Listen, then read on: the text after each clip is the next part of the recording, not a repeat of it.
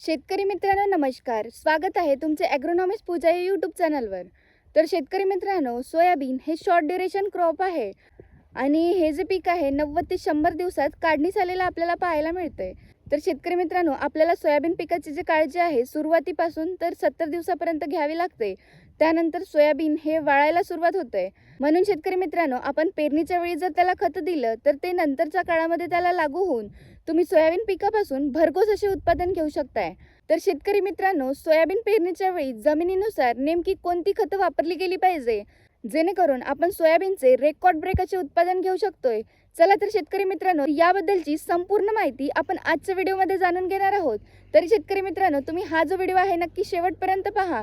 तुम्ही जर आपल्या चॅनलवर नवीन असाल तर चॅनलला सबस्क्राईब करायला विसरू नका, जेणेकरून मी टाकलेल्या व्हिडिओची नोटिफिकेशन तुम्हाला सर्वात आधी मिळेल. चला तर शेतकरी मित्रांनो, व्हिडिओला सुरुवात करूया. तर शेतकरी मित्रांनो, तुम्हाला माहिती आहे की सोयाबीन हे तेलवर्गीय पीक आहे. त्यामुळे त्याला इतर अन्नद्रव्यासोबतच सल्फर आणि फॉस्फरसची गरजही इतर पिकांपेक्षा जास्त असते. तर जमिनीच्या प्रकारानुसार आणि दरवर्षी होणाऱ्या पिकांच्या वाढीनुसार नेमकी कोणती खतं वापरली पाहिजे याबद्दलची माहिती आपण जाणून घेऊया.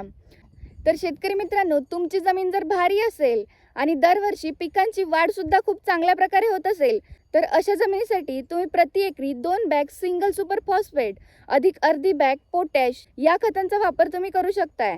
तर शेतकरी मित्रांनो, सिंगल सुपर फॉस्फेटमध्ये 16% फॉस्फरस असते आणि 12 ते 13% पर्यंत आपल्याला सल्फर पाहायला मिळते.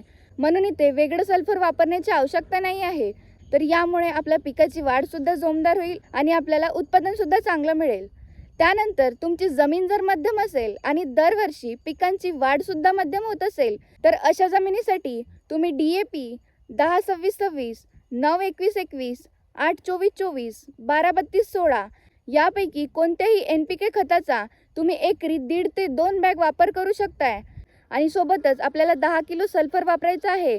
तर यामुळे जमिनीला NPKचे डोजेस पण चांगल्या प्रकारे मिळेल आणि सोबतच सल्फरचा सुद्धा पुरवठा केला जातील.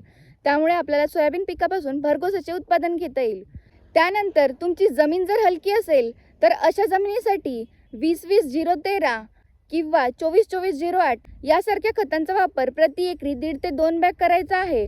अधिक अर्धी बॅग पोटॅशचा वापर करायचा आहे. यामध्ये ऑलरेडी 13% किंवा 8% सल्फर असल्यामुळे वेगळं सल्फर देण्याची आवश्यकता नाही आहे. तर शेतकरी मित्रांनो, या प्रकारची खते तुम्ही सोयाबीन पेरणीच्या वेळी जर देऊन घेतली तर योग्य जमिनीमध्ये योग्य खते दिले जातील, ज्यामुळे तुम्हाला सोयाबीनचे भरघोस असे उत्पन्न मिळेल. तर शेतकरी मित्रांनो, गेल्या वर्षी तुम्ही मी सांगितलेल्या खतापैकी कोणत्या खतांचा वापर केलेला होतात काय, त्याचे रिझल्ट तुम्हाला कसे मिळाले कमेंटमध्ये नक्की सांगा, जेणेकरून इतर गरजूवंत शेतकऱ्यांना सुद्धा त्याचा फायदा होईल.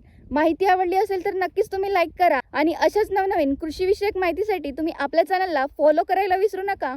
धन्यवाद.